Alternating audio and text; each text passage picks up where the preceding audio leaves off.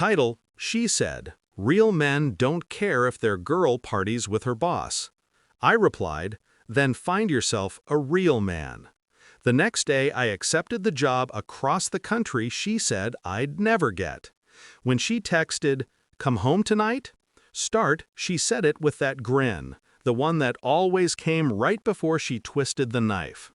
"Real men don't care if their girl parties with her boss," she said, sliding her lipstick across her mouth like a blade. I remember the way the word "real" echoed in the room, the way it didn't sound like a joke. And I remember my reply, calm, sharp, deliberate. "Then find yourself a real man." She laughed, thought I was bluffing. The next day I accepted the job across the country, the one she said I'd never get. The argument wasn't about the party. It never was. It was about control. Hers. She had this talent for making every line sound like concern, every dig sound like love. "You're too ambitious," she'd say, "too intense, you'll burn out." Translation, "Don't rise too far above me." But that night when she left to celebrate her promotion, I noticed the way her eyes lingered on her phone, the way she locked the screen faster than usual. That was my first clue. We met when ambition still felt like a shared language. She was magnetic, confident, calculating, the kind of woman who could light up a room and drain it just as fast. I admired her once, believed her when she said we were a team.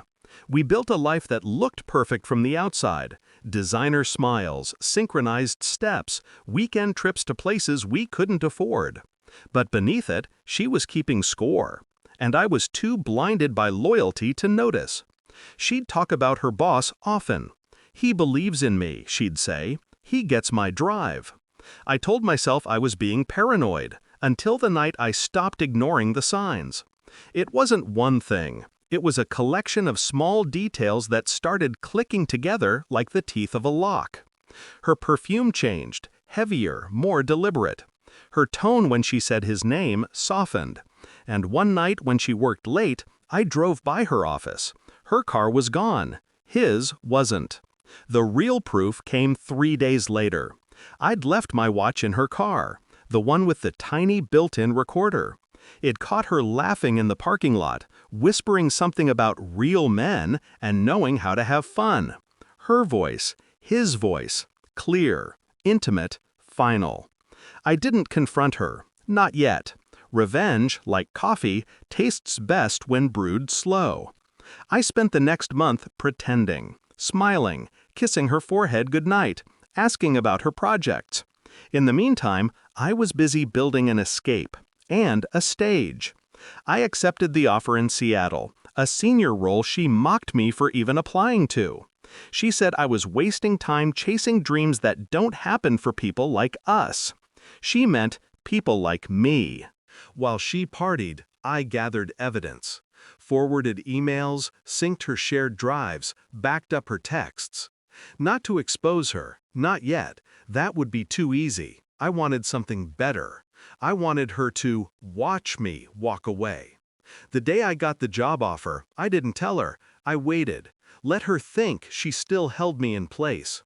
That Friday, she posted a picture from another work event, her hand on his shoulder this time. Subtle, but not to me.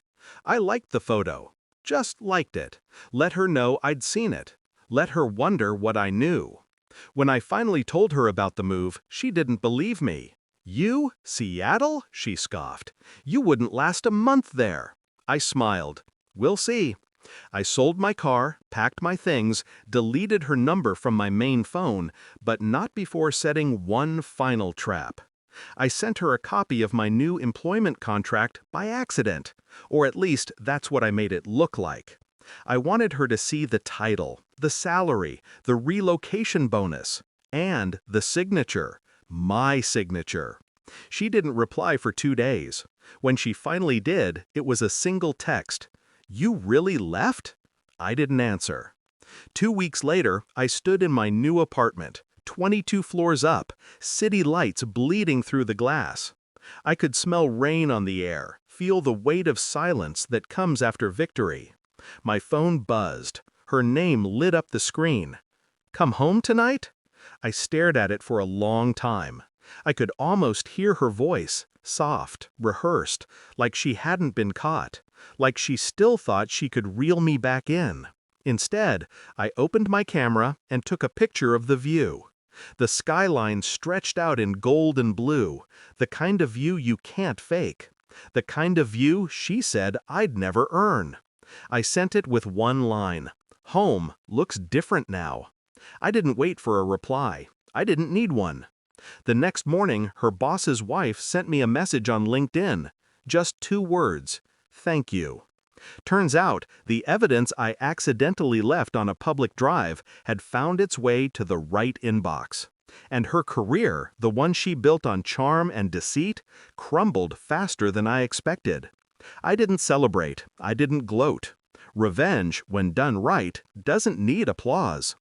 Sometimes I catch myself thinking about her, about the nights she'd look at me like I was everything she wanted, and the days she treated me like I wasn't enough. But then, I remember that view. The one from the penthouse she said I'd never have. The one that reminds me, I didn't lose her. I removed her. And in the silence between the city sounds, I realized something simple and final. She taught me how to fight for what I deserve. I just never told her she'd be the reason I won.